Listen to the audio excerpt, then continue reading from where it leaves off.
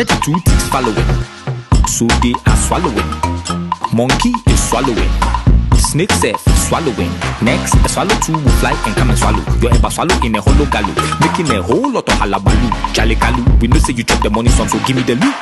Do you really want a revolution or just your turn?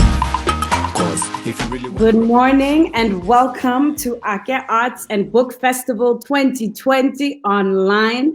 My name is Lebo Mashile and I've been entrusted with the wonderful responsibility of moderating this fierce Black feminist panel with Sisonke Msimang, Busisiwe Seabe, and Gail Smith, each of whom is a prolific feminist, Pan-African, Black conscious, writer, activist, organizer in different ways in different spheres. And we have the enormous gift of unpacking the life of Winnie Mandela, what she represents to us as Black women, but in particular, what she represents to Black South African women, and how the conversation around her has shifted in the last couple of years since her death, and how that's part of a larger shifting global Black feminist discourse that is happening right now, which is very exciting. So I'd like to start with you, Gail. Let's paint the picture of the circumstances that created Winnie Mandela. She was born in Pondoland in the Eastern Cape.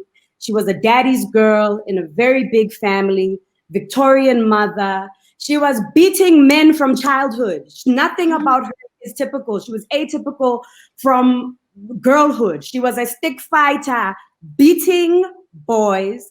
She was brilliant. Her father loved her.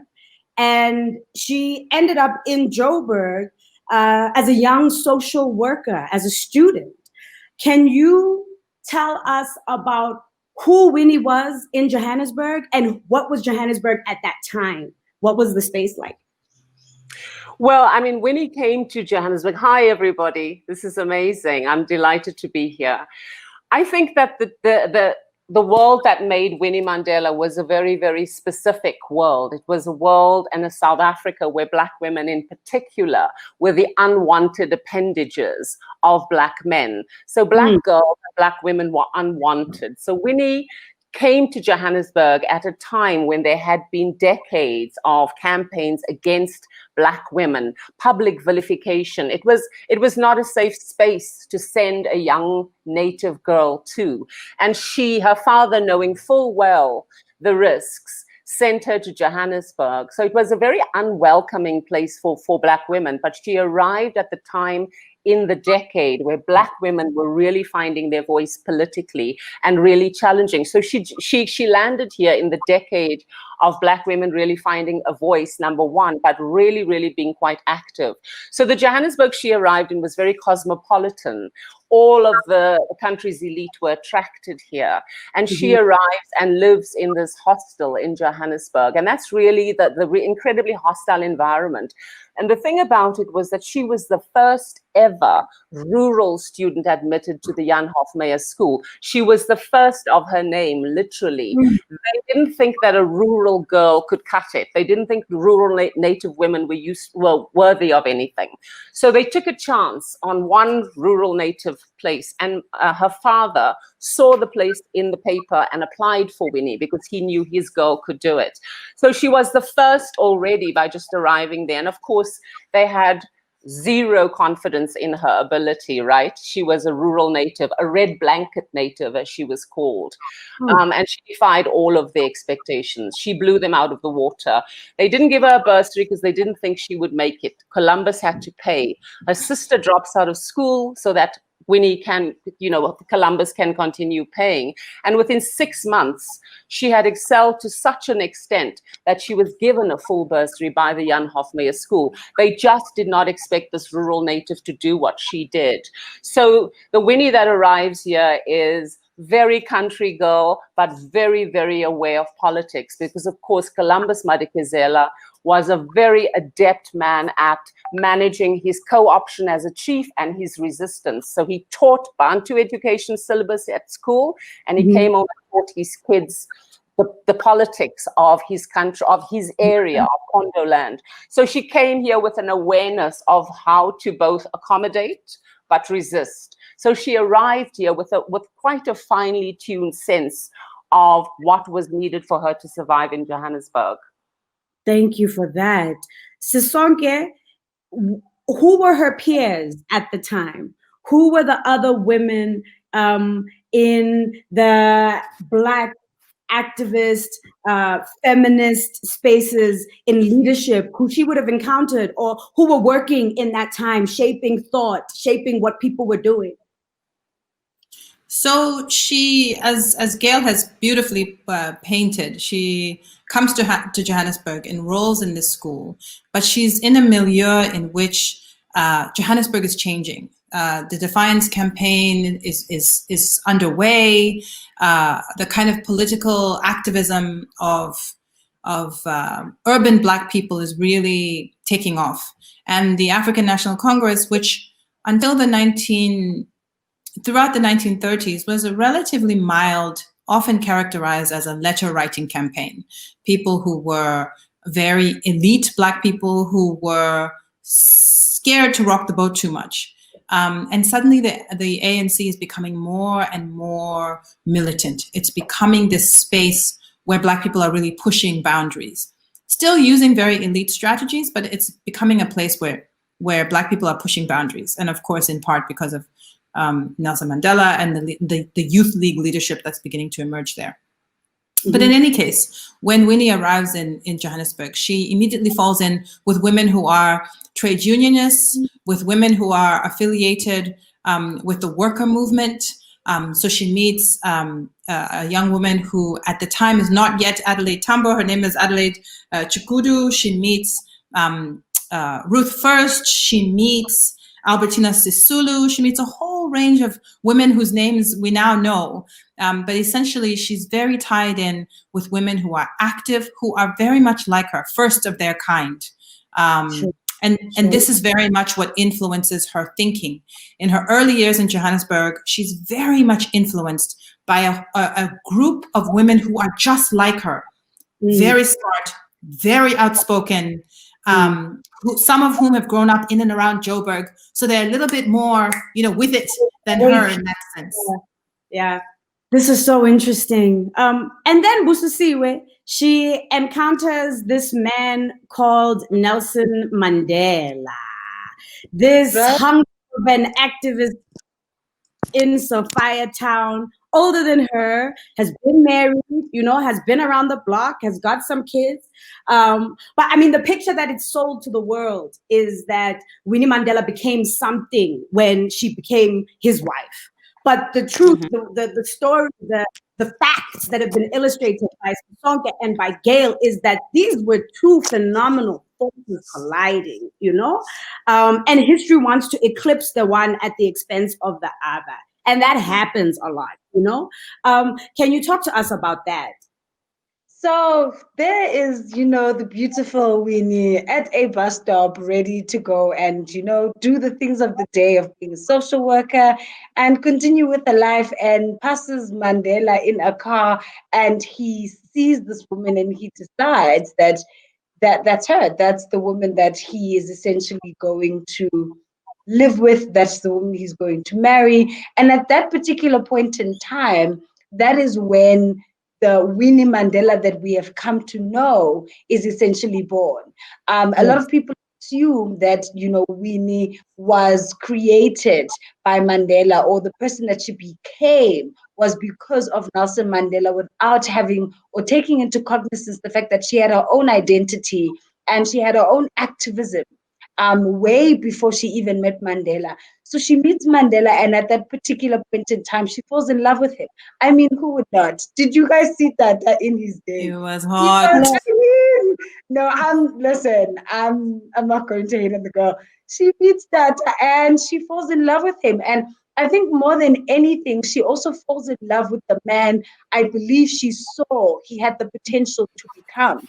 And she falls in love with the man she knew she could make him at the end of the day. Because let us not be shy about it. To a large extent as women, when we see our partners or when we see men, be it men or women, when we fall in love with them, it's not necessarily who they are in that moment, but it is who we envision they could be.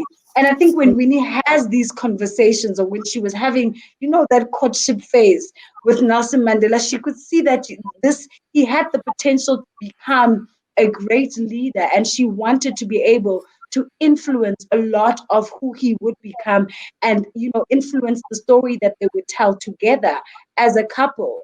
As we would come to know them as the mother and father of the nation. So for me, when Winnie meets Mandela, it is essentially when Mandela actually becomes the Mandela and the global icon that he is. It's not the other way around. She gave him purpose and identity and set him on an international stage that his legacy and his name will live on with for the rest of our lives. Gail, she was the one who was working. She was working as a social worker when they were together, when she married Mandela, He was a lawyer, he was working as an activist, but his practice wasn't bringing in any money. She was bringing home the bacon, she was buying his clothes. I read that her father told her when they got married that this man is on a course to go to prison. And if you don't sign a prenup, you are going to have your house taken from under you and under your children. How much did she contribute to the fact that there are political prisoners all over the world? Every society where there's colonialism, where there's slavery, produces a Mandela. But they die in anonymity. People forget who they are. They don't become global icons. How instrumental was Winnie in making the memory, the life of Mandela a part of the global political imagination? Well, I think you need to understand that their marriage was essentially a deal. It was a deal. He was broke. The practice was suffering. He had just been arrested and released when he met her. He was out of jail for, you must also remember, he was a married man when they met. So he had his marriage with Evelyn was exceedingly traumatic for Evelyn. And she walked out on him just before Christmas 1956. He meets Winnie a couple of months later, literally 3 months later. He meets her and he decides he wants to marry her, but he's still married to Evelyn. The practice is on its knees. He has no money. He says to her, this is who I am. And he lays it out for her. He says, we're going to have to live on your salary. He makes it very clear to her that I have made a decision, and my children, I have 3 broken children and a dead child and a bitter wife and no money. He basically tells her who he is. So she makes a decision, because remember, he was her 3rd marriage proposal. She walked away from 2 previous. She wasn't hungry to be nobody. No. So she had escaped her first two chiefs, no less. These were high-standing men. She said, no, thanks. So she made a very calculated decision to say yes to him, number one. He laid it out to her. He told her, this is what and she said yes. So she signed on not only to be a primary breadwinner and to raise the children. She knew she would be raising any children out of that marriage on her own. So they made a deal, and their marriage was very much a political compact as much as it was a love compact. And the two were really inextricable with the two of them, because remember, in the 1950s, marriage was really important for women politically. Without the protection of marriage, you could get removed forcibly with nobody to protect you. Men gave women protection. So Winnie's choice to marry him was very calculated, and she knew what she was getting, because also, remember, in the courtship, he groomed her in the very same way he was groomed when he came to Johannesburg, because he was green when he came to Johannesburg. He was way more naive than she was. He came to Johannesburg, this pampered son of a chief, and Joburg kind of, boxed him around the ears and made him who he was. So, but he was groomed by people. So he does the same thing to her. And then she takes it on, right? From the very start. He has got no income. She is working, she's running the home. And really, she then carries him financially for most of his life. for a week. She said, I was hired on Monday and fired on Friday, because as soon as they found out who she was, she would lose her job. And literally, she worked in a shoe shop, she worked in a dry cleaners, and everything she got, she sent to him. And you see it coming out then when she gets arrested and he's gone. His income has completely decimated, and he's literally writing letters begging people, can you send me 100 Rand? You know, Nomzamo is in solitary. I don't have money. I don't know where my children are. And he's worried about the house. Because remember the prenup also was very much about the contract of their marriage. Mandela understood how the state viewed women. And he understood how important agency was. And he realized, the two of them realized, that the prenup was a way of pushing back against the kind of marriage that the apartheid state wanted to have. Because the ideal native wife under apartheid was docile. She was happy to accept her position in that hierarchy. And they made a decision where it would be a marriage of agency. It would be a marriage of equality. And so the prenup was also very much him saying, wanting to protect her and push back against the state, because it was a legal thing that all Native women were essentially the children of their husbands. So the prenup was also to say, she's not my child, she's my equal. So he was very, very, very canny as a lawyer in terms of also making sure that that prenup did get signed. But she then did take on the job of running the household. And I mean, she struggled. When he first got arrested, she was at home with 2 little girls. One of his secretary was on the run, came to stay with them. And he had bought all the furniture on hire purchase. But of course, he stopped paying when he was arrested. So Levinson's come. She comes from work, and Levinson's have removed all of her furniture. She comes from home. There's her 2 little girls. They even took the linoleum off the floor. They took everything. She comes home, her and the girls and this other woman whose name escapes me. Winnie makes a fire outside and cooks for her kids and the guests on this fire. She borrows money from someone to replace the furniture and diligently pays that man back over the next year or so, just to pay him back, and she refurnishes the house. So in terms of her, she signed on for it. She knew what she doing, and she never complained. It was her part of the deal. They knew exactly what part of the deal they were working in tandem in as a couple. They used their marriage extremely strategically in that way. Sure, it's so moving, because it's so extraordinary. On the one hand, these are stories that we don't hear. The story of resisting the system through your love, but at the same time, it's also, it hits my heart in a way that is so familiar, because it's the same story of hustle, of juggling, of allegiance to politics and to your family, of having to hold so many strings to keep people alive.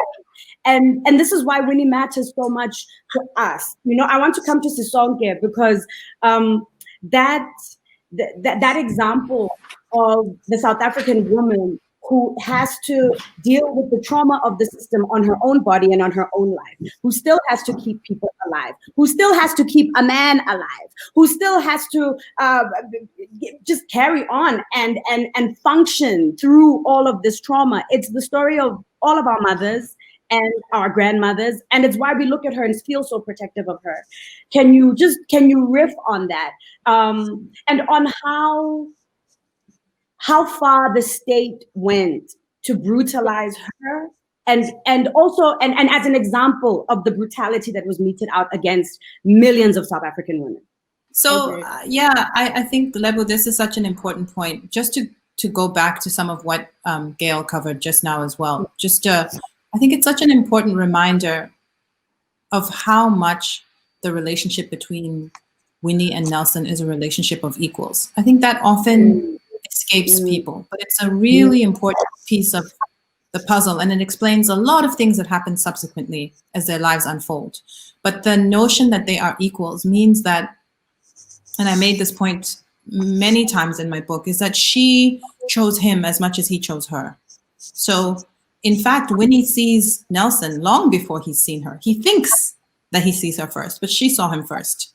And she had scoped him and said, this one, I know who he is and I know where he's going. And he wouldn't have been interesting to her in any way had he been just some cute guy, right? So it's very much a marriage of equals. And as Gail says, they talk about these things and they are fully aware of the way in which the state, the thing about the apartheid state, which is what always bothers me when people try to talk about now as though, people say, oh, things are worse now than they were under apartheid. I think it's really important to recognize that the apartheid state, the experience was a totalizing experience. Where you were born, how you were born, where you moved, the way you moved, all of that was designed by the state. And so the totalizing effect of that was such that even within the very private space of a marriage, the state was always trying to be present. And so one of the things that I think Black women have always done, and in South Africa it becomes very, very stark, is that the state in apartheid was often wanting to do that to white people as well. So it's not as if white women were somehow, were running around free. What was the case was that it was Black women who pushed against the notion of what a woman is supposed to be, in part because, as is the case for Black women around the world, the notion of strength, the notion of physicality, all of these stereotypes about what we are means that we are able to create space for ourselves to push back on what femininity means.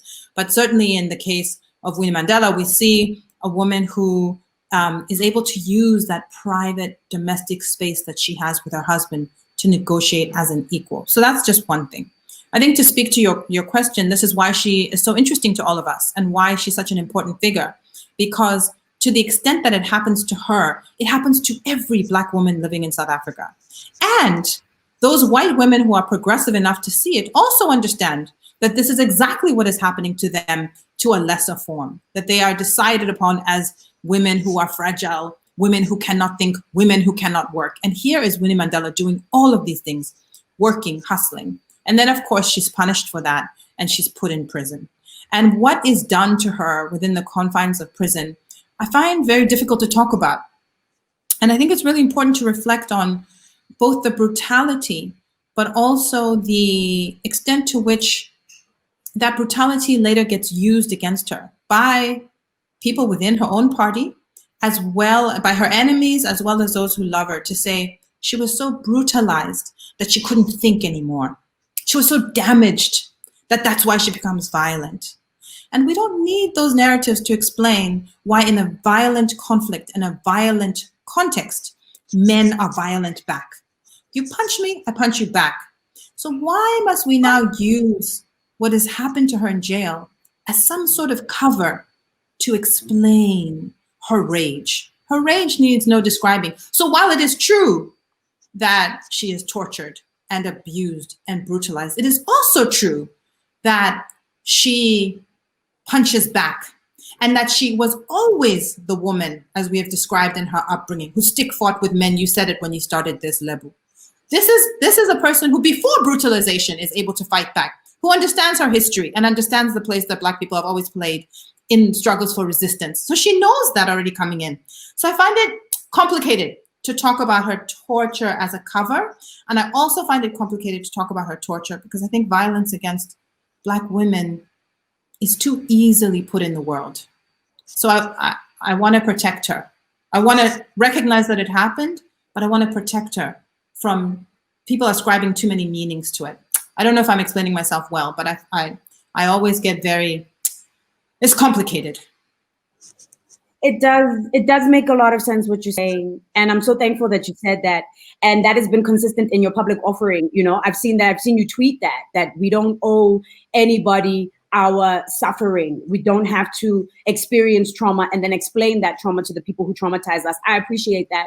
But I'm also aware that this is an international festival. We're speaking to people from Nigeria, from different parts of the world who may not be aware that she was detained for 491 days, that she was repeatedly harassed by the police, that she could be taken away from her children in the middle of the night at any time, that she was being electrocuted, that terrible, very violent, kept awake for days on end, which we all know is a severe form of torture.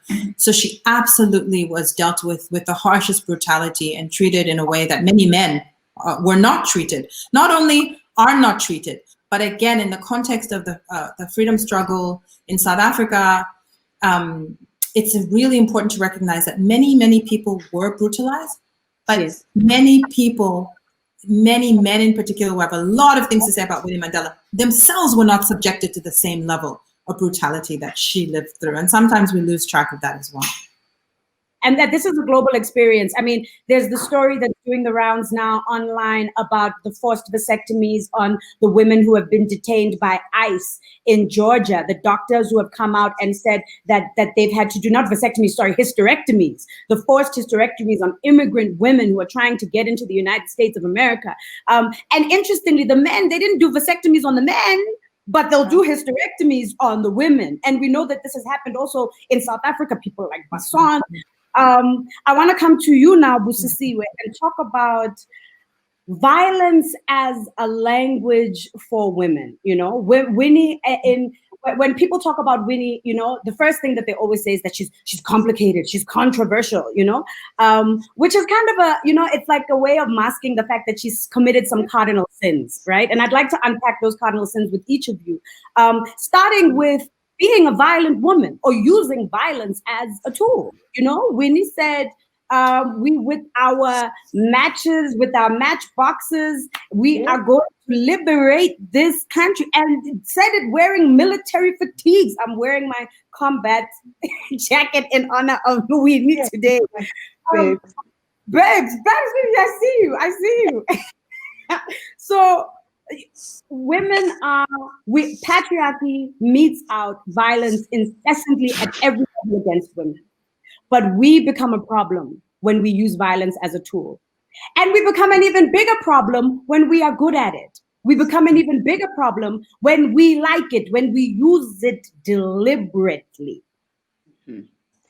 I definitely agree. I mean, when you look at Umama Winnie, and I think this is one of the reasons why I love her so much, because she has not only legitimized the use of violence for women, but she has essentially just given an archetype, and she has given a blueprint on how women use violence and to what extent they use violence. And when we do decide to use violence, she gives you an idea of how far we can possibly go. And I think that's what's so mind-blowing, right? The fact that she's able to take a tool that was used to oppress and suppress people, and she was able to use it as a mobilizing instrument. She was able to use it as a means of freeing herself of expression, because we must also be honest about violence. Violence also, I remember Mama Winnie used to say there's something very liberating about fire. And this was at the particular point in time when, you know, there were fires happening around in Soweto and people were burning things. And she was asked in an interview, and she was like, so do you condemn the, you know, the violence that is happening? And she's like, no, there's something liberating about fire. It's as if we could dance in the fire. It is as if our ancestors come alive and they come to meet us through the fire, able to engage with them. And I think that perception around violence and the perception of her using violence is something that's very unexpected, because, you know, she is not only the wife of Nelson Mandela, but she's supposed to be a lady. She's supposed to be prim and proper. There are prescripts to how women are supposed to act, even in hostile and violent situations, right? We're supposed to maintain a certain level of decorum that the world sets for us. And when you move outside of that level of decorum that the world sets, you become a rebel, you become someone that is unknown, you become a beast to the nation and of a nation that is undescribable. And that was Mama Winnie. The fact that people could not pinpoint what she was going to do next, the fact that people couldn't rationalize why she was using violence and how she used her violence, was something that was, you know, uncomprehendable. Let's also take into cognizance that Umama Winnie was also tight buddies with Chris Hani. And if you understand Chris Hani properly, you will know that it is not unexpected for her to actually see violence as a means of communication, because violence has been, had been the way that the world and the state had communicated with her. At a large percentage of time, Mama, when she was in solitary confinement, and when she was all alone, violence was the only form of communication that she received from the outside world. Because of the fact that her oppressors only communicated with her through violence, she understood that violence was the only way that they were going to understand her and the struggle for our liberation.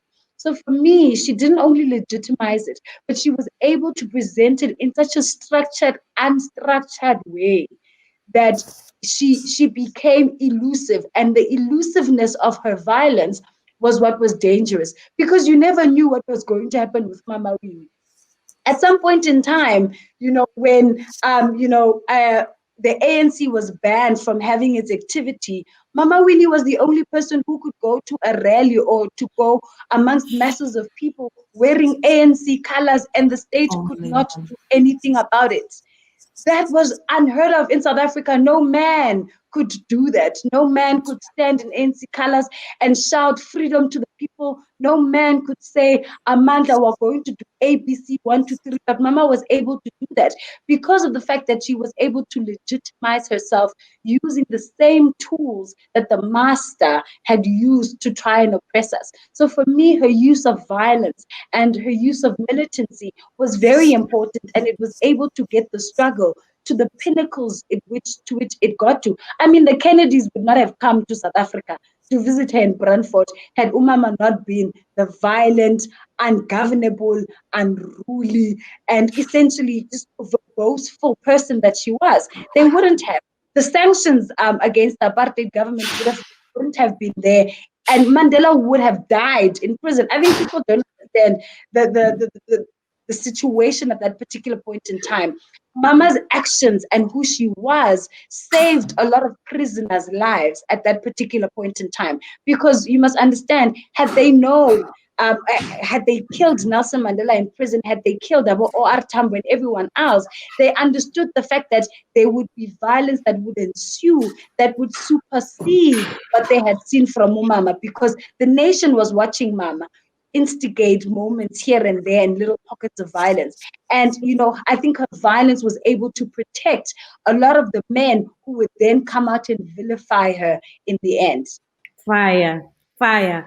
Winnie's other cardinal sin, Gail, was being almost just too beautiful, Her sin was being a sexual woman. Her sin, and I think in many ways that is why she remains the most visible South African woman of all time, aside from this immense contribution that we have been unpacking. But that contribution was manifested in the body of an extraordinarily attractive, stylish, sexy woman who had relationships with men who did what she wanted with her body. Can you talk to us about that? Yeah, I'd be delighted to. I think that Winnie was, she was incredibly smart. I think people often don't understand the fact that she was intellectually just streets ahead, right? She just made leaps in terms of her intellectual, like she drops out of school, but she catches up and she jumps over. So intellectually, she was a super, super, super smart woman. And she understood that the apartheid state was fundamentally patriarchal. So it was, patriarchy relies on the, subservience of women, children, and other inferiors, and apartheid, exactly the same. White men at the top, women, black people, black women, other inferiors. So patriarchy and apartheid mirror each other in terms of systems. And she understood that in patriarchy, beauty is a currency. She understood that innately, that it was a currency. And so she uses this currency her entire life because she understands what beauty means in the context of a patriarchal state. And she uses it very, very effectively. She uses the way that she dresses. So the very first time that she comes to the court in her umbato, I've mispronounced that, but the Xhosa regalia, she comes to court. And she is then prevented from further attempts to come to see Nelson in court, and told you can only come if you don't wear traditional dress. So her entire life, she then uses costume and femininity in order to completely underscore her political message, because she understands that her beauty is an innate quality to her, and there's nothing they can do about it. And her entire life, she then uses clothing in that way, and will come to court dressed in particular ways. And they knew how they knew that she was using it as a tactic. So when she's in prison for those 491 days, one of the most violent things they do to her repeatedly, she'll go to court and come back to her cell, and her clothing will have been thrown on the floor, polish, all shoot, everything. Her clothes would just be thrown on the floor. She'd come back, you know, every time. They knew they would try everything to humiliate her in terms of trying to stop her to use that femininity to her advantage. So yes, she understood, and she also understood the importance of beauty to Nelson, the currency, because of course his entire prison diaries, Nomzamo visited today, blue kaftan, blue beads, she looks like a queen. 4 days later, Nobanda came to visit me. She had on a juk with her head. He describes in detail what she looked like. And of course, he's a man, he's a patriarch, and he understands the value of beauty to other men. So in jail, whenever she comes to visit him, he gets all of this praise from the other men. She's beautiful. And then as his daughters are growing up and pictures are coming, they finally allowed photographs, because they weren't allowed photographs for forever. By the time they are, she starts to send pictures of Zenani and Zinzi to him. And him being Mandela is completely, you know, man of the people in prison. He's sharing his pictures and showing them. Eventually, his pictures are getting passed around the prison to such an extent they're coming back torn and frayed, and he's then the pictures of these two beautiful young girls, and the other young prisoners are literally salivating over the pictures of his daughters. So he understood the power of beauty as well, you know, and for him it was really something that he, as a patriarch and a man of his time, the fact that he had a beautiful wife really, really, really mattered to him. But of course, we know in patriarchy, beauty can be used against you, and often is. And in fact, the apartheid state was all about the control of women and women's sexuality. So white women were confined in very specific space in terms of how they could present themselves, and black women similarly. So Winnie is somebody who is a woman who innately understood what femininity means to patriarchy, and was able to use that with not just with her own personal beauty, but also with clothing. But I just want to come back to the violence, if I may, Lebo. I just want to come back to, because I've been sitting and listening and I didn't want to interject, but I want to just come back to the violence. I think it's very interesting that when we look back to our country's history and we talk about violence, we only ever speak about black violence and white violence in a very particular way. We don't ever recognize that apartheid was an unequal hierarchy, and like all unequal hierarchies, it is absolutely reliant on violence. It was fundamentally violent. The political economy of South Africa was fundamentally violent. And so white violence gets excised out of the story. And we are just these violent, you know, and the issue of violence is often used against her with little recognition of the fact that her entire life was one constant engagement with white supremacist violence. And there's a refusal to recognize the violence around them. And also, 491 Days is a very difficult book to read. Oh my God, I read it. And first I thought, why did they publish this? Like, why didn't someone advise her? And then I went back and I read it again. And I realized Winnie's brilliance, because it is published as is. She was so traumatized, she forgot she had written it. She didn't even remember. That's how she was brutalized. She didn't remember writing this diary. When it comes back to her and it's published, and if you read it, you feel like you've been put in a tumble dryer and it's been turned on high. You come out of it, you don't know what, and that was her experience. So the book actually reflects that complete craziness of that time. But what it also reflects is the violence of white women and how white women were complicit in the violence of apartheid, and how they put her deliberately next to the torture chamber so that she could hear her comrades, her young women comrades, being tortured until they were begging the missus. And Winnie could hear this as these white women lashed these black women. She would hear the lashes landing. That is a form of violence and torture done by white women systemically. White women were in the prisons. They were the ones doing this to black women. So their violence gets completely erased and whitewashed in the history of South Africa. And my thing is, let's talk about violence. I'm happy to discuss violence, but we cannot only discuss violence. We need to recognize that apartheid was fundamental. It is still violent. Our political economy is still violent. It couldn't succeed without violence. And the violence we see today, the gender-based violence we see today, is not because we as black people are somehow defective. This has been part of the structure of our society for hundreds of years, and it was legislated into place. And also, just one last question about violence. People often forget when she met Mandela.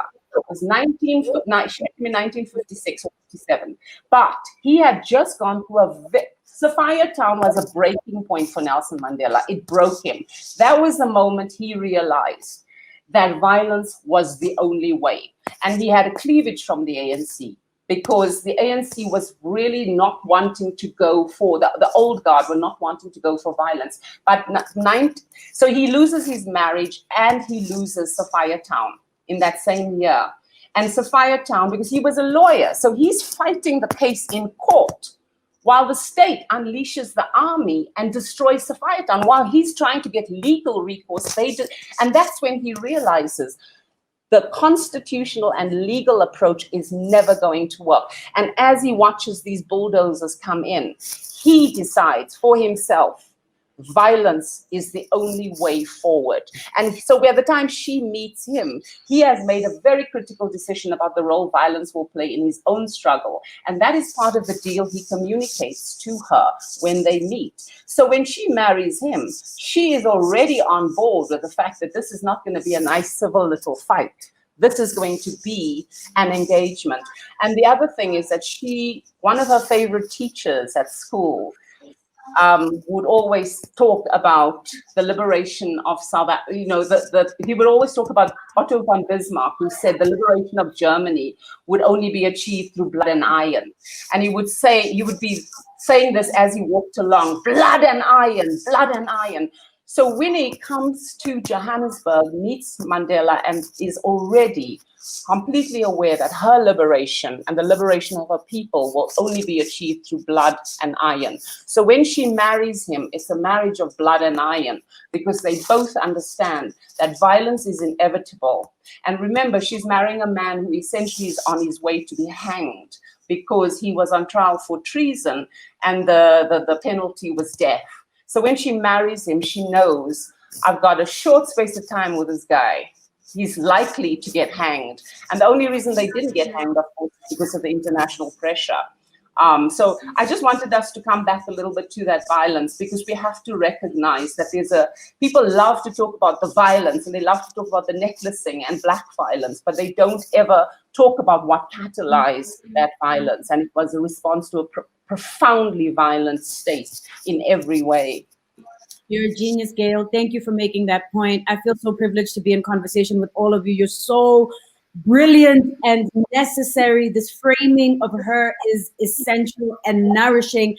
I'm thankful that both of you, Busisiwe and Gail, have contextualized South African violence as an institutional legacy that is a part of every part of our landscape in this society.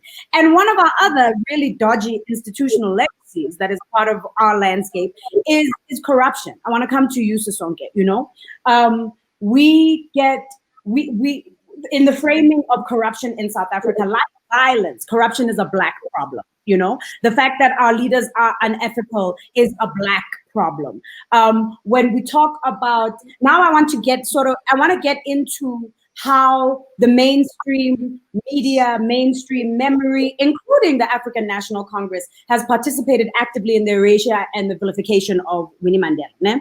So I want to talk about ethics. and how we've talked about Winnie. Winnie's cardinal sin is that she was violent. Her other cardinal sin is that she was beautiful. Her other cardinal sin in the public mainstream imagination is that she's this unethical woman of dubious morals. She kills children. I mean, the fact that, you know, being the mother of the nation and being a mother slash warrior slash glamour queen slash activist, you know, all of this made up the myth and the woman that Winnie became in the public narratives, right?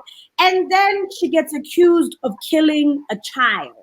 Mother of the nation, social worker, someone who picked up the bodies of dead kids in the streets in 1976, is now a baby killer.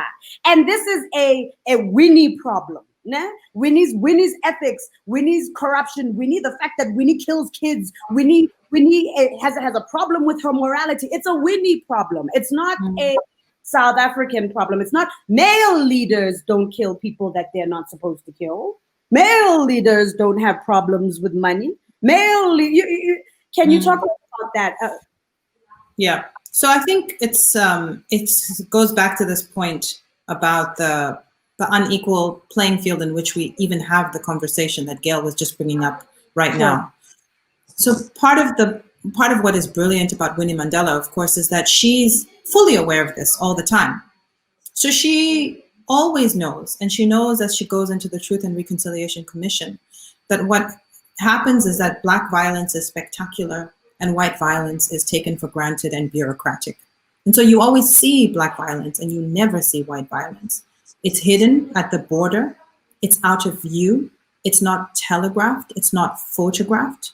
We never see images of white people exercising spectacular violence. And you don't see the violence of laws because it's difficult to make that violence legible. So she's fully aware of that. And what other people see is the spectacularness of Black violence, not just Winnie's violence, but necklacing. It's spectacular. You see it. And so it lends itself to the savagery of Black people, these natives who you can't trust, right? And so, but she knows this, and she knows it very, very well. And so she understands this as we go into the Truth and Reconciliation Commission, which is our founding moment as South Africans, as a country.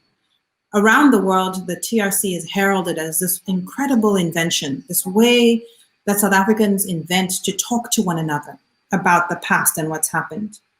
But of course, if you look at the TRC and you look at the fact that the hearings to understand the violence that Winnie Mandela perpetrated took the course of 9 days, and that the hearings about what the role that business played in propping up apartheid, which was a role that was there for 50 years, those hearings took 1 day. The role of the hearings that looked at the role of the media, which we understand that apartheid was propped up by propaganda, by those pictures only being taken of Black people exercising violence, and by the media agreeing to have things redacted, by the media not reporting on what white people were doing. We understand that the media was a fundamental part of keeping apartheid afloat, right? So those hearings in the TRC only take the course of 1 day. So we have all the key mechanisms that held up apartheid, the media, white business. We have all of those, and they have 2 days to account for themselves. And then we have one person named Winnie Mandela, has 9 days of hearings. And what are we pursuing in those 9 days? What we want to do in the TRC is we want Winnie Mandela to say, yes, I did it and I'm sorry. Because what justice begins to look like in the TRC is this very strange thing where suddenly Black violence and white violence are equal. And what happened in the past is that we must hug because you and me were equally wrong. And Winnie Mandela refuses that. So Shireen Hasim has a beautiful essay called Winnie's Refusal, Winnie Mandela's Refusal. And what she's doing in the TRC is refusing to be the scapegoat. She is refusing the terms, not only for herself, but the terms for all Black people will not be that we move forward into the future, acting as if it was you and us both. Okay, sorry, we both made mistakes, it's fine. She says, no, that's not the deal. So when she stands up, that's what she's standing up for, which is, of course, in keeping with what she's always stood up for. She's always stood up for, no, you don't get to frame that conversation in that particular way. So that's why she's this is why she's unendingly interesting to me as a writer, because she's always shifting the narrative and going back to first principles. No, that's actually not what happened. So that's, I think, the one thing. And then, of course, as Busi said earlier, one of the most important things about her is that even the space to be as you say, Lebo, the mother of the nation. So what Winnie Mandela does is the ANC was very interested, as all African nationalist movements, wherever you are in Africa, your national liberators would have all told you the same thing. That initially women were only allowed to participate in politics as mothers, right? So we were there to cook, to clean, to help prepare so that the men could talk. You take care of the home so that the men can, not have to worry about what's happening everywhere else, so that they can participate in the conversations. That our role as revolutionary women was to be good mothers, was to be good wives, right? That was the deal.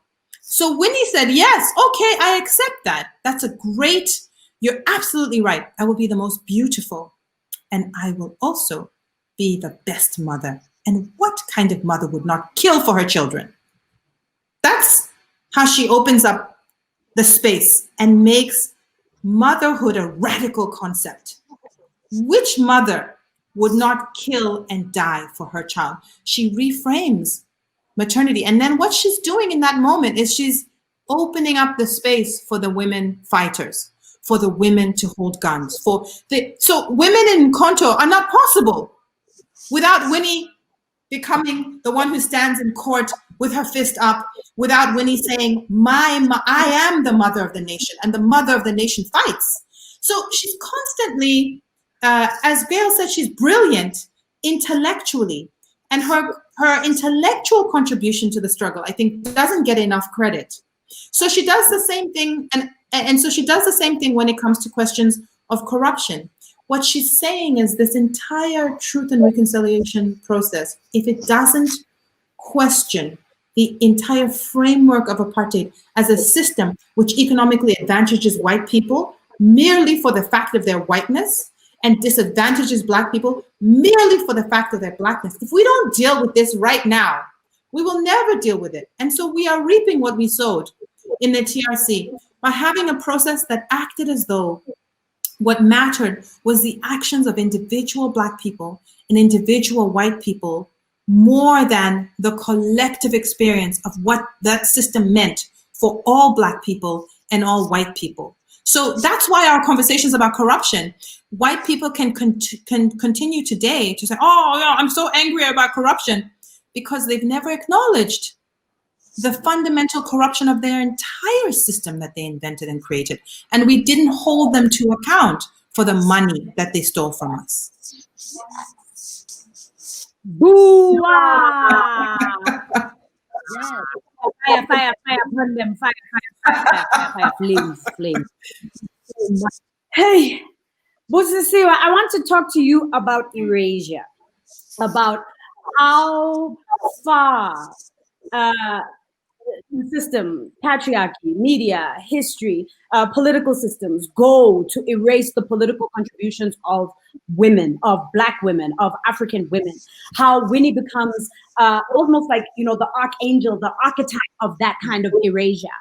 When we saw public, I want to come to the shifting of the public narrative. I want to close on that, the shifting of the public narrative after her death, because I think in many ways each of us participated in that, and that's something that deserves wider reflection. But I'd like to talk to you about erasure of Black women leadership and the continuity between how the ways that Winnie was erased and the ways that women in Fees Must Fall were erased. Fees Must Fall has been a pivotal moment in most of our South African history. And what is not spoken about is the fact that ideologically, Black queer women were at the center of shaping Fees Must Fall and expanding it beyond just being a movement about, eradicating school fees, right? It was a movement about treating workers better. It was a movement about making universities safer. It was a movement about students having food, about eradicating poverty on campuses. But the fact that Black women gave an intersectional feminist ideological underpinning to Fees Must Fall has all but been erased. And now you've got, the story of Yolanda Janchi, who has been kicked out of school and excluded. Exclusion in South Africa means that you cannot get into any university in the country or around the world. For what? For being a Fees Must Fall activist, for being raped, and for taking on Rhodes University because of that. So please, can you speak to us about Erasure? So the erasure of Mama. So we must understand that Mama is a chameleon. She is a shapeshifter.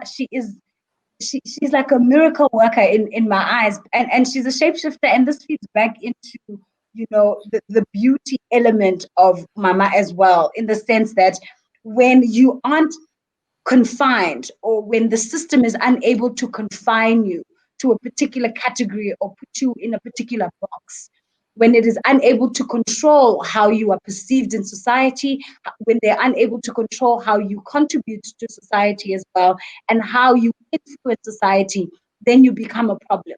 And you must be erased, you must be edited, you must be dialed down a bit, you must be subjected to different levels of qualifying or qualifying measures in order for you to be enough, in order for you to be considered to be enough. So Mama is erased in the sense that who she is and the contribution that she made to the struggle is to a large extent also not only vilified, but it is reduced to incidents of your stompis. It is reduced to incidents only of violence. And people don't understand that in her social work education, along also with her getting a degree in international relations, a lot of people don't know that she also got a degree in international relations from Wits University.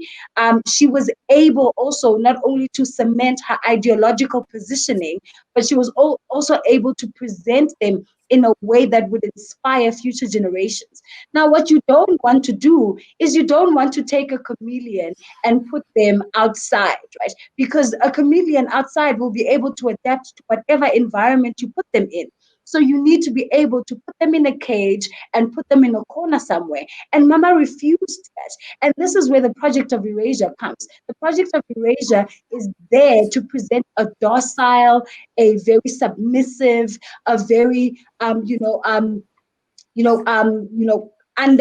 woman that is able to and is only able to find expression when she is asked to find expression. So when you look at the Fees Must Fall movement, and a lot of the times the reason why the Fees Must Fall movement is centered around these patriarchal figures is because of the fact that you cannot have a situation where women are now taking up and standing up for their rights and representing a majority or a demographic of people outside of male influence, outside of male pedagogy and understanding. So Mama presents a different ideology, a different pedagogy, and a different way of thinking around activism, right? She uses the tools that she has available to her to be able to transcend and reach other areas of activism, other areas also of resistance that our male counterparts aren't able to do. And this is what we are able to do also when you look at movements like Fees Must Fall. When you look at Yolanda specifically, and we stand with Yolanda and we'll continue to stand with Yolanda for as long as it will take. Right?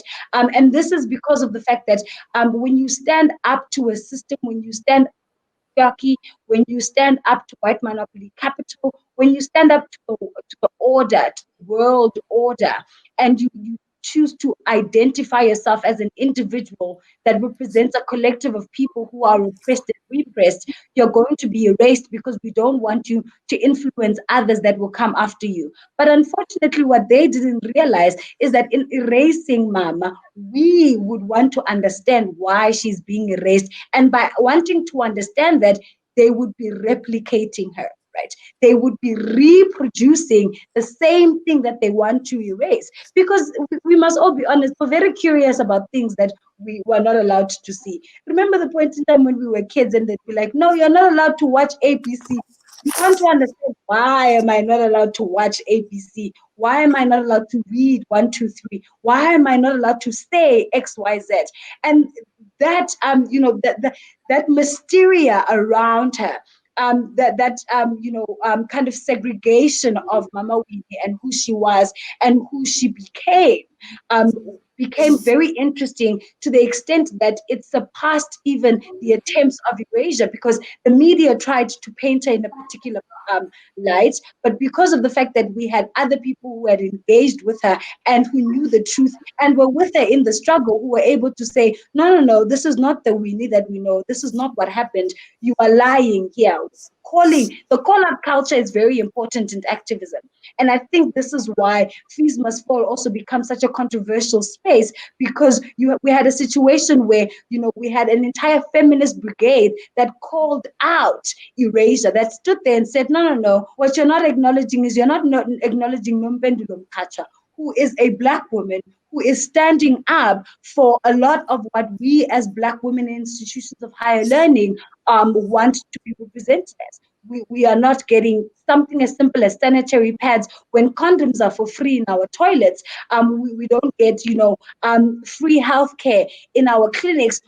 When women represent a lot of what, and when they speak out for their issues, it becomes a situation of, we need to control, we need to nitpick, we need to be able to control, we need to be able to direct how we're going to engage with these people. So Mama presents an image and a challenge to erasure, in the sense that she refuses to be erased, to the extent that she creates her own media. I genuinely believe that Mama created her own media, and she didn't use the conventional media that we know today. But Mama would just walk outside and she would have conversations with people, and that word-to-word conversation, that one-on-one conversation, would reach masses of people because of the individual that she was and because of what she represented. And that is another form of media that other people don't want to recognize. And when the erasure of Mama happens, and when the erasure of Black women happens, you have a situation where the Black collective and the Black collective of women must now stand together and firmly affirm themselves in saying, this is not the narrative that we want to come across. This is not the story that is going to be told. We are going to write our own story, and we're going to archive ourselves. And I think 491 Days as a book is an excellent way of Mama archiving herself, in order for her to remedy a lot of the erasure that was happening around the time, not only against her, but against other women as well. Because although she speaks about herself in 491 Days, she also archives other women that we would have never known about. Other, women that stood with her, other women that were in prison with her, that we would never have known about. She archives stories and experiences, that make us not only feel as if we were there, but also make us want to stand up and to say, actually, F it, I'm going to burn the world as we know it. And we're going to start all over, because if Black women as a collective are not liberated, then there is no liberation, essentially, in its entirety. And Fees Must Fall then comes into a situation where, cis heterosexual individuals assume this position of leadership, without understanding that there needs to be intersectionality within a movement to represent the marginalized, to represent the oppressed people, in order for us to collectively find expression and freedom. And I think when you look at, the LGBTQI community in the Fees Must Fall movement, they are very instrumental in a lot of the achievements that we've been able to achieve as Fees Must Fall. But people won't remember that. They'll remember Mcebo and they'll remember Vuyani. But when you go to the ground and you speak to people who were part of the students who were protesting, you will hear about your Tenjiwes, you will hear about your Yolandas, you will hear about your Nompendulos, your Shiras, and all these different women from different walks of life who were able to present a different struggle or a different narrative to the struggle that contravenes what the media had sent out. So for me, I think erasure becomes a means of silencing. It becomes a means of retelling history. It becomes a means of controlling history. It becomes a means and a tool to continue to suppress Black women and to continue also to subjugate us and relegate us to a corner that the world can be comfortable with. Because Lord forbid a Black woman becomes a chameleon and goes out and changes the world. What would that then mean for society? What would be the purpose of men if women are seen to be everything that a revolutionary movement needs? Because genuinely we are. Men are just there because of their penis and because of the fact that other men like listening to men. But in actual fact, it is the women that carry the movements. It is the women that do the logistics. It is the women that have the intellectual capacity to be able to re-strategize in the midst of confusion. Quickly, there's an example I'd like to make. At some point in time, when we were protesting at the union buildings during Fees Must Fall, and the police were just shooting and arresting everyone, the men in the movement, they ran away, Sis Lebo. They were gone, nowhere to be found. Those men got onto Gautrain. They didn't even take a taxi. They went to the Gautrain station. They got into Gautrain. They left Pretoria, and they were in Joburg. Yeah? The women, we were left trying to find comrades, make sure that we knew exactly who was arrested, make sure we organized lawyers to get people bailed, make sure that students had water. The women essentially are the reason why we were able to get a 0% increment to the union buildings. But that is a story that is not told because, Lord forbid, a woman becomes the means of emancipation in any struggle. Because that then would shapeshift and that would unbalance the patriarchal system that we have today. And the world is not ready for that, but we are coming. We must not worry. Thank you for painting that picture, because you show so beautifully how this resurgence, this flourishing of the feminist movement in South Africa, particularly amongst young Black women who are driving conversations online, on social media, how this is directly linked to the legacy of Winnie Mandela. And in many ways, Winnie was always, as you said, she was always forward thinking. She was always ahead, and she always carried that youthful energy. When she married Mandela, she was much younger than him, which made her much younger than his peers and wives. She was always looked at as the person, as this radical, firebrand, youthful, and even when she became an elderly woman, she never lost that. She never lost that affinity to youth. She never lost that connection to outliers, to that connection to people who have been marginalized. That youthful fire remained in her. And I think that has everything to do with how and why the media narrative after her death was forced to shift. And I think we need to acknowledge that was the work of Black women. That was your work, Gail. That was your work, Sisonke. That was your work, Busisiwe. That was the work of thousands of women online who used their voices to protest and say, no mainstream media, no CNN, no Reuters. No Thabo Mbeki. No. In a matter of days, mainstream narrative shifts. She gets a state funeral. That was Black women's work. We have just a couple of minutes left, ladies, but in your 2-minute closings, I would like you to reflect on that, because I think that was a historical moment for Black women in this country, and that has led to subsequent shifts, including the responses to the women being human trafficked, including the responses to the deaths of young women like Uyinene Mkhwetjana. We're in a moment where we are watching things shift, and Winnie's death was pivotal in that, and you helped shape how we responded to that. So, Gail, please take it away in closing. Well, I think that Winnie Mandela's death forced an unprecedented reckoning with South Africa's history. And it forced Black women, not only forced that reckoning, they also forced in 12 days, they changed the global narrative. So that was absolutely undisputed. What it did is that Black women came out and they said, no, let us unpack this mother of the nation. Let us review motherhood as a patriarchal structure, as a lens through which women are not viewed equally. But more importantly, let us look at what made this mother of the nation. Winnie Mandela understood the role of the volksmoeder and white women in the creation of apartheid, the valorizing of the volksmoeder, she took the volksmoeder and she turned it on its head, and she became a revolutionary mother and the mother of the nation. And what they needed, how do you destroy a mother? How do you destroy a mother? You destroy a mother by implicating her in the death of a child. And what's interesting is that everybody knows Stompie Sipai. Everybody who wants to down Winnie knows Stompie Sipai. Do they know James Mwaketsi?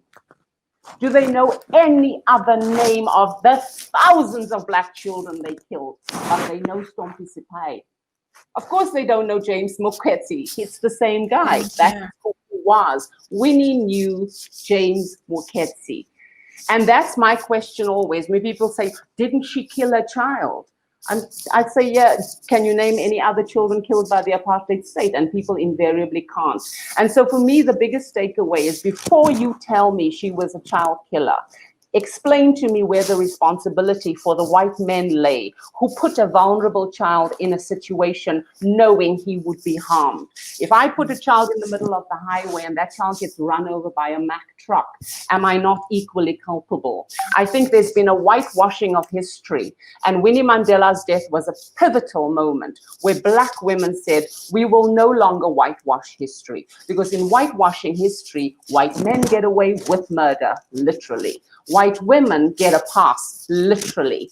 And all of this comes down to one woman and one child, when the thousands of Black children that were systematically cut down in their lives over generations get erased. And this woman then gets presented to the world as this deviant child killer.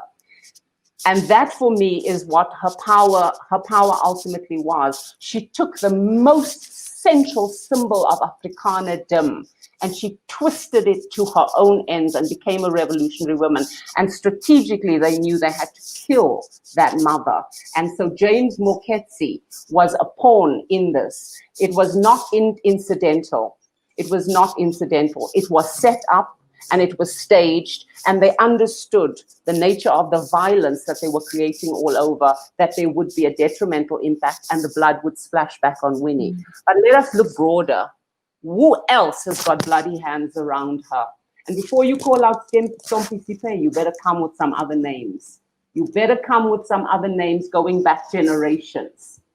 Don't call out one child's name to down this woman when you have no regard for the tens of thousands of others who were murdered in the name of building an apartheid state. Yeah. That's my enduring feeling about Winnie Mandela. Yeah. Cheers, Gail. I want to jump over to Busisiwe and give you the final word, Sisonke, because in many ways your book is born out of the fire that ensued after she passed away. So I'd like to close with you, but Busisiwe, who became a part of a movement called We Are Nomzamo, who is an organizer, who continues to organize. What did that moment mean to you? What does it mean in the broader context for South African women? I think for me, when Mama passes on, and I always get teary at this point. Please do excuse my tears, but at this point, it just proved that she was real, that she really lived, she was real, and everything that she did was for the betterment and for the advancement, not only of the Black nation, but for Black women. And for me, when Mama reconstructs and deconstructs herself in her life's journey, in becoming and unbecoming at the same time, which is something that we don't find normally, which is something that is irregular, which is something that, our minds cannot comprehend. for me, it does more than just scream Black girl magic. It does more than just affirm my place in society. What it says to me is that I am allowed to find expression and to find actualization in any way, any shape, any form that I see fit. And we become Nomzamo because we are not only the chameleons in our society that are able to take, tipa ka bokhali, but we're able to turn it, bake a cake, cut the cake, feed the children the cake, and also eat the cake at the same time. Right. And Mama becomes this individual that, we can pass down from one generation to another and affirm her realness, because she was a woman who had blood coursing through her veins. She was real. She was a person who lived amongst us, who lived for us to a large extent, because a lot of the things that she did, she didn't only just do for her own children that she birthed, but she did it for a nation that she had already conceived in her mind, that she wanted to birth and bring to fruition. And I think her passing was just to affirm that she was one step closer to achieving the goal that she had set out for when she left home in the Eastern Cape, because Mama's objective has not yet been fully achieved. And this is why we are here. And this is why she did what she did and she became who she became, in order to say to us, yes, I am real. Yes, I was able to do ABC, but you can do so much more.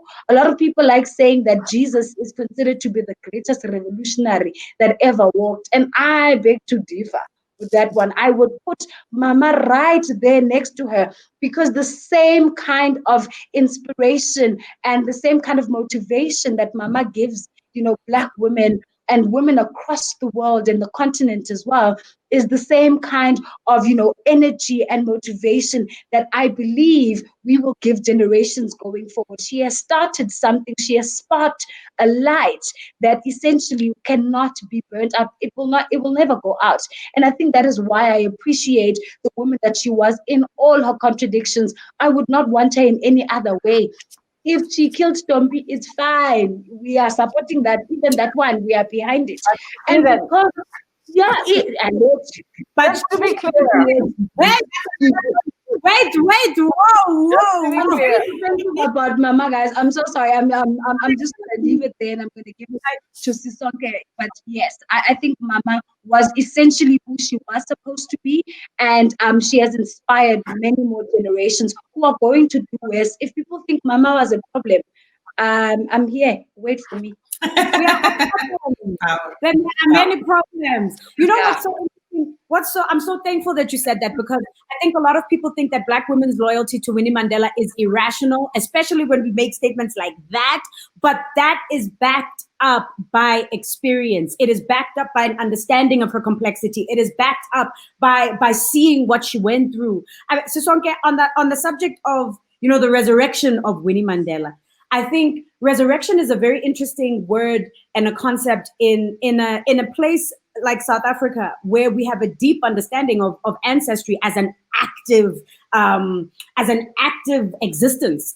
Death does not close the door on life. It activates another part of life. So the resurrection of Winnie Mandela was, it was Black feminists stepping up and saying, she is ours. Here is the life that she has given to us. But it's also the powerful Jozi of Nomzamo coming out and saying, yay, exactly. You had me contained in a body for 80-something years. Now I am infinite and I'm going to show and expose a lot. So in closing, the shifting of the media narrative, resurrection, and the Jozi Lawi. Look, I think you've said it. I think everyone on this panel has said it all. There is no way that you will, that we would accept that at the end of her life, that is the end of Nomzamo. Absolutely not. So this is just a new chapter, a different chapter.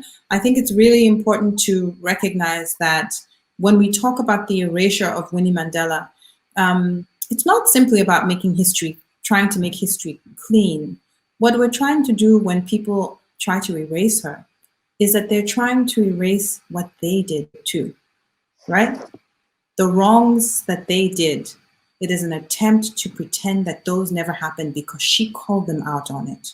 So I think it's really important to understand that if we insist on resurrecting Winnie Mandela, if we insist that she is still with us, that she animates us, that her spirit animates everything about our current circumstance, then what we also insist is that nobody is innocent. That those who try to create themselves as innocent, that does not exist. And then we can only deal with the present and with the future in the way that it deserves to be dealt with, which is by telling the absolute truth and letting the consequences fall where they will fall.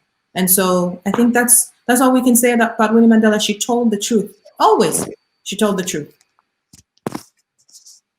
This has been a gift from the Black feminist gods. I am so grateful that the spirit of Winnie Mandela has brought us together to be able to speak about and unpack this life. I'm so grateful to be living and working and feministing and writing in the same time as each of you. Rock on. Power to your work. Power to your words. Power to the resurrection of Winnie Mandela. Power to her. Yes, she is. Power to her. She is. Amandla. Now wait. Thank you, Ake. Thank you so much for tuning in. This was the conversation. Share it with your friends. But there it is. Go well. Bye, guys. Love you guys. See you soon.